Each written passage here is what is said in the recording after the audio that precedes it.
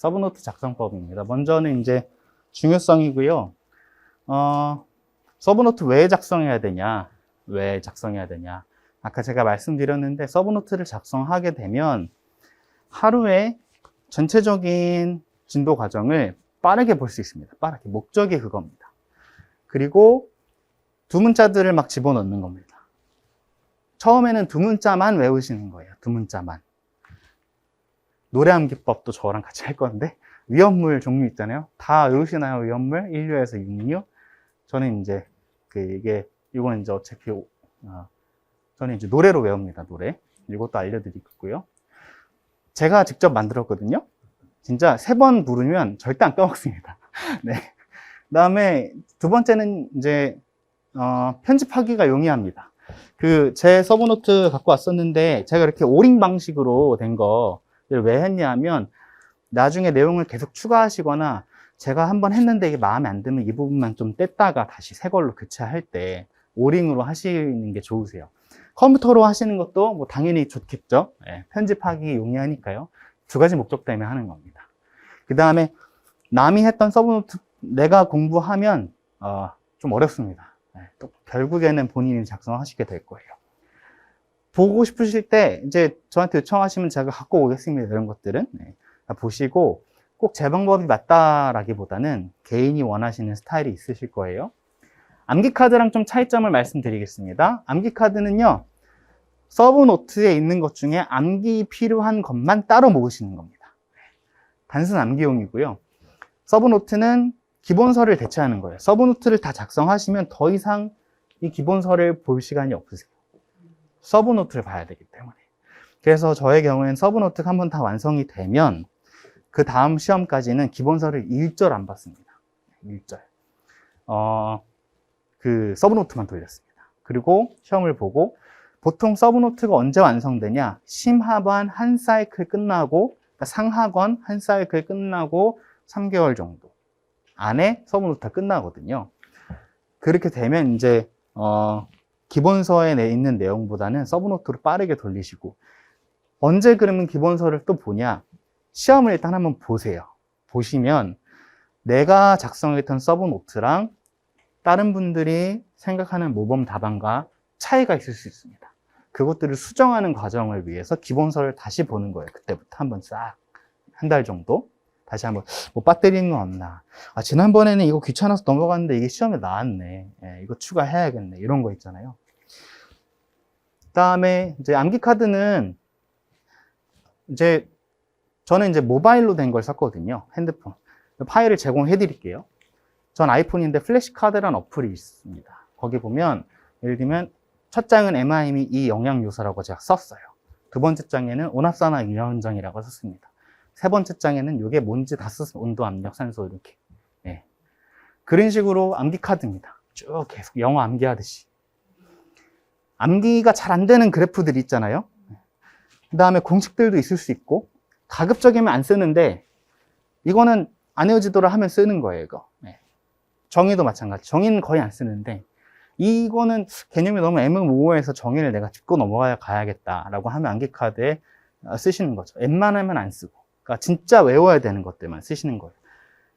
모바일 어플 쓰고요. 그 다음에 서브노트는 아는 내용은 간략하게 작성하는데 암기카드보다는 내용이 좀 더 들어가요. 근데 기본서보다는 내용이 덜 들어가야겠죠. 버릴 건 버리고요. 내가 지금 소화할 수 있는 거. 지금 시험 제가 예습 문제 드리잖아요. 그거 기준으로 봤을 때 좀 그걸 이제 골격으로 치시고 거기다 이제 살을 붙여가는 방식으로. 그다음에 외워야 하는 내용을 부각해서 하는 겁니다. 외워야 하는 내용. 무차원수라고 하면 그거 해야겠죠. 비레프 더프그마. 네. 그죠? 그다음 레관점, 그다음 푸운열, 그부동, 이렇게 해야겠죠. 그다음 공식 쓰고, 그다음 간략한 설명들. 그다음에 요거 제가 아까 드렸는데, 요게 뭐냐면은 이제 제가 시험 이제 치고 나서 그거 하잖아요. 공개 강의 하잖아요. 그 하면서 모범 답안을 준단 말이에요. 그걸 보면서 요약해서 쓴 겁니다. 쭉. 요거는 지금 하시는 게 아니고 나중에 서브노트 다 만드시고 나서. 그다음 요거를 횟수로 다 하고 이거를 한번 쫙 복사해서 여기다 다 끼워 넣으시는 거예요. 이해되셨나요? 그러니까 요 양식, 요 노트에서 일단 다 쓰시고 이걸 시험 문제 요거 말씀드린 거예요. 요거 시험 문제 관련된 거를 여기에다가 쓰시고 이걸 복사한 다음에 이건 별도로 저장을 하신 다음에 이거를 예를 들면 시험에서 연소가 나왔다 그러면은 서브노트에서 연소 부분 가서 끼워 넣는 거예요. 이해되시나요?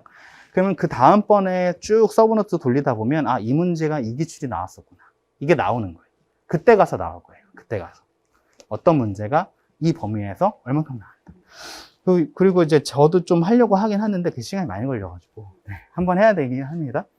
그 다음에 이제 심화반 진도랑 같이 작성을 하실 겁니다.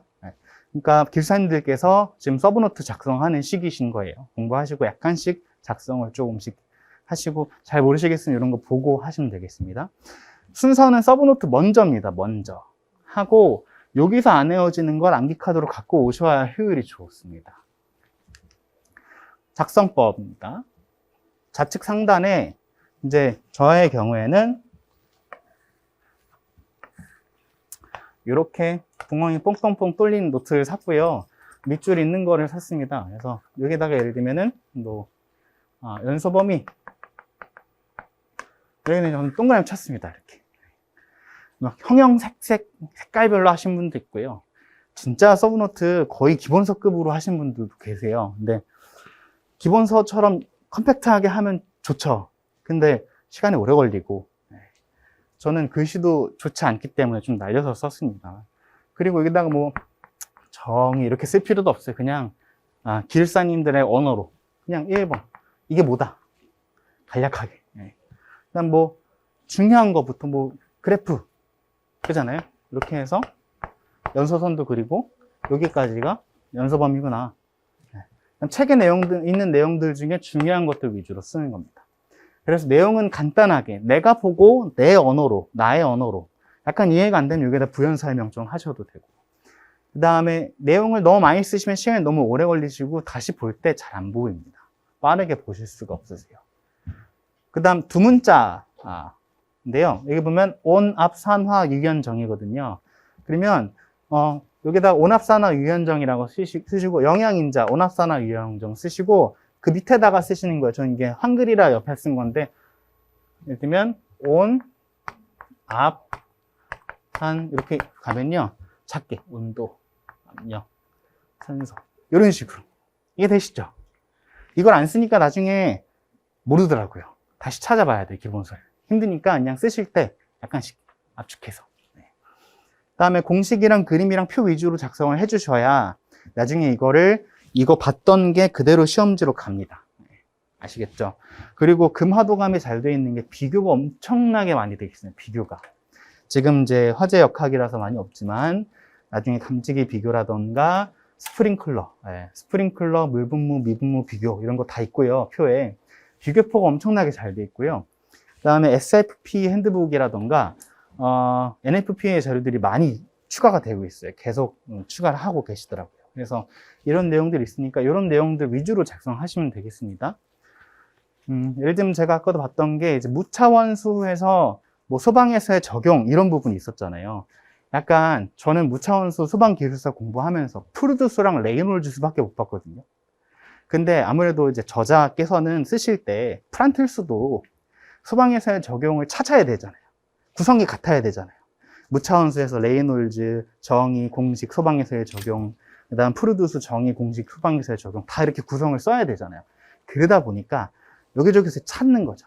실제로는 적용 그렇게 잘 안 해요, 저희는. 왜냐하면 저희가 연소장 할 때 실제로 이렇게 실에다가 화재 플럼, 유체 흐름 분석하고 하는 기술사에서 안 하잖아요.